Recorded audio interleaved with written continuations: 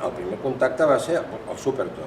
Ens vam trobar en algun lloc i vam parlar, em vau explicar el projecte i em va agradar molt tot això i tot aquest senyor que era el dolent.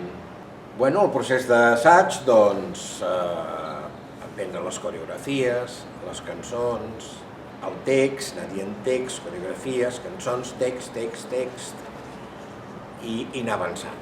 Em sembla recordar, no sé, el Miquel em sembla que em va dir alguna cosa de que jo havia fet en una escena, havia ajudat en alguna cosa que era una escena d'una bugaderia, que són tots xinesos, no? I recordo haver col·laborat amb això. I em venen imatges, em venen imatges clares, com a fotos, i sí que recordo uns xinesos que anaven per aquí i uns que anaven per allà i després una cosa així, uns moviments. I aquells decorats tan xulos que eren com uns edificis així, que semblava que, clar, el Superman faria el Superton.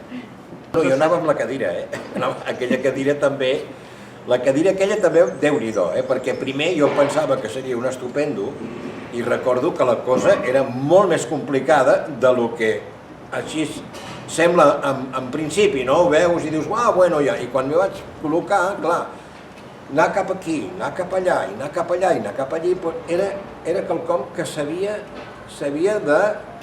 El teu cervell havia d'aprendre's la frase aquella, saps? Clar, llavors hi havia coses coreogràfiques, clar, era una mica de lío. I potser m'ho invento, a vegades passa aquestes coses en els records, però crec que em vaig fotre un edifici d'aquells i vaig picar amb la cadira. I jo m'ho passava molt bé amb el personatge dolent aquest.